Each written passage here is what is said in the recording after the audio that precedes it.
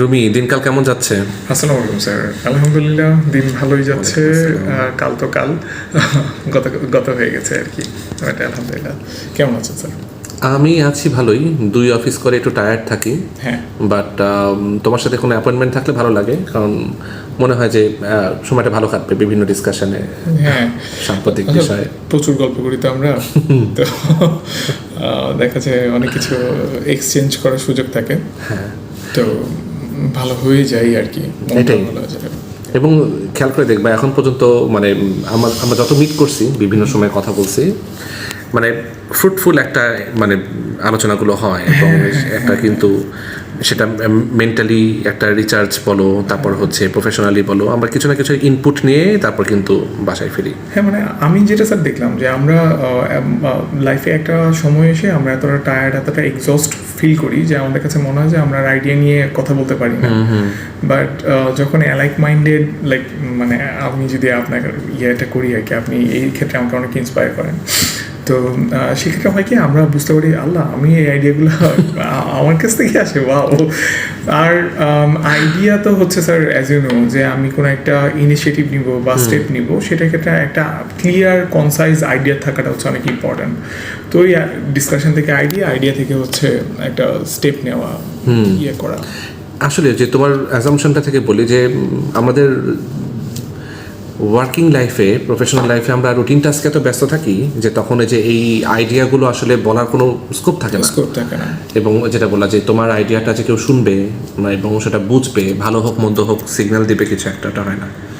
এই professional life থেকে বলি তাহলে, যে বলতো যে এখানে টিকে থাকা বা সফল হওয়া বা ভালো করার 3টা কোয়ালিটিস বলতো, যে 3টা কোয়ালিটি নতুন প্রজন্মের মানুষের থাকা উচিত, এবং যেটা তুমি মনে করো যে তোমার মধ্যে আছে প্রফেশনাল লাইফে সফল হওয়ার জন্য 3টা quality. Case study, Rumi. Case study. আর না, ব্যক্তিগতভাবে আমি আসলে যেটা ফলো করার চেষ্টা করি সেটা হচ্ছে আমি অলওয়েজ কমিটমেন্ট রাখার চেষ্টা করি।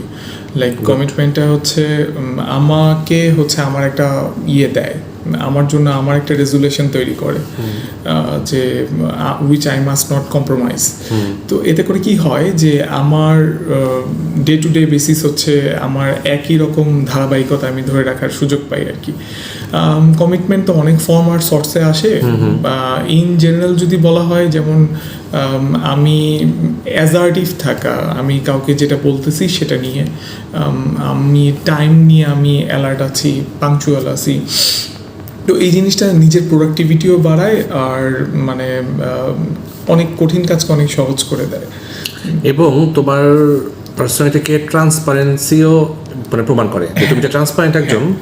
মানে ফর এক্সাম্পল, আমি যদি আজকের কথা বলি, যে আমি তোমাকে বলছিলাম যে 3:30টার দিকে আমাকে একটু জানাই দিও, তুমি ওই সময় জানাইছো, এবং 7টার সময় আমি আতিপাতি করতেছিলাম যখন কি রুমির মেসেজ আসবে, একদম ঠিক 7টার সময় আসছে। So I really like this quality. Second বলো তো আরেকটা কি? আর হ্যাঁ, মানে কমিটমেন্টের সাথে যদি বলি কনসিস্টেন্সি। আচ্ছা, কনসিস্টেন্সিটা কেন ইম্পর্টেন্ট? আমি আজকে কিছু একটা করলাম যেটা হচ্ছে আমার কাছে মনে হচ্ছে যে আমার গত দিনের তুলনায় আমি ভালো কিছু করলাম, তো আগামী দিন আমি কি করব ওইটা কোনোভাবে এর চেয়ে ডাউনগ্রেডেড কোনো কিছু হইতে পারবে না।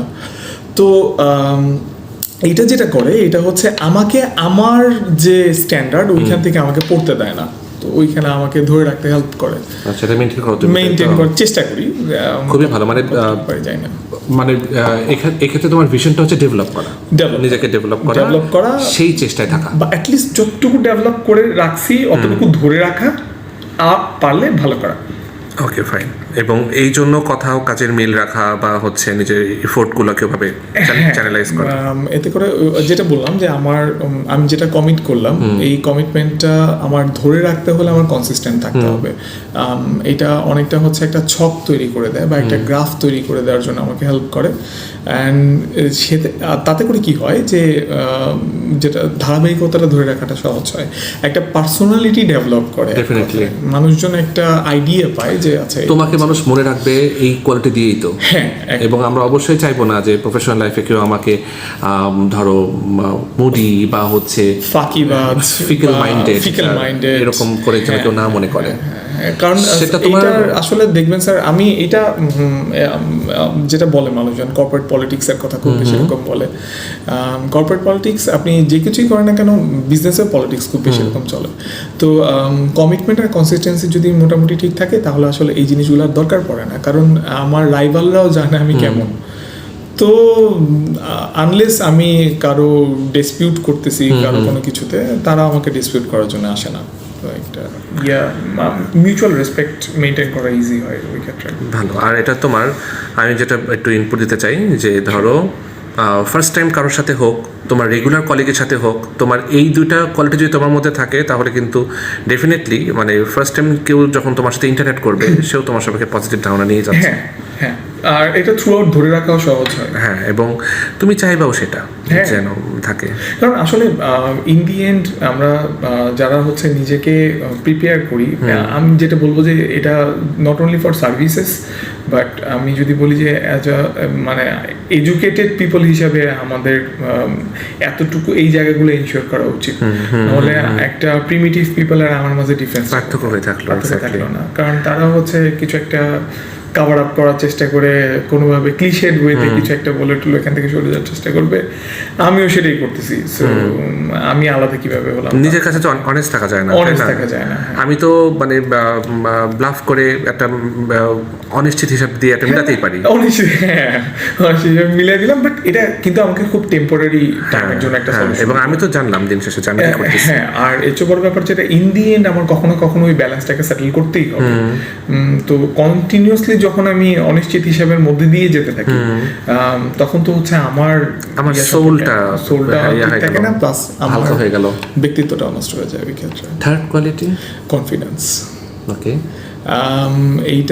এটা কিভাবে প্লে করো, এটা কিভাবে তুমি মেনটেন করো? আচ্ছা, কনফিডেন্স আর ককিনেসের মধ্যে খুব থিন লাইন আছে। আসলে শব্দটা অ্যাপ্রোপ্রিয়েট কিনা আমি জানি না, বাট আমরা আসলে একটু ককি আচরণ করি কনফিডেন্স দেখা দিয়ে, কারণ আমাদের কাছে মনে হয় যে এটা আমাকে দেখাইতেই হবে। দুইটা ওয়ার্ডে এক্সপ্লেন করো।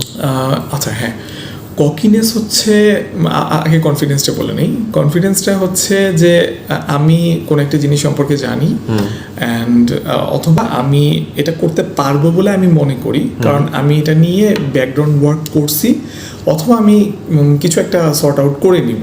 মানে এতটুকু কনফিডেন্স আমার ভিতরে, আমি অতটুকু বিলিভ করি।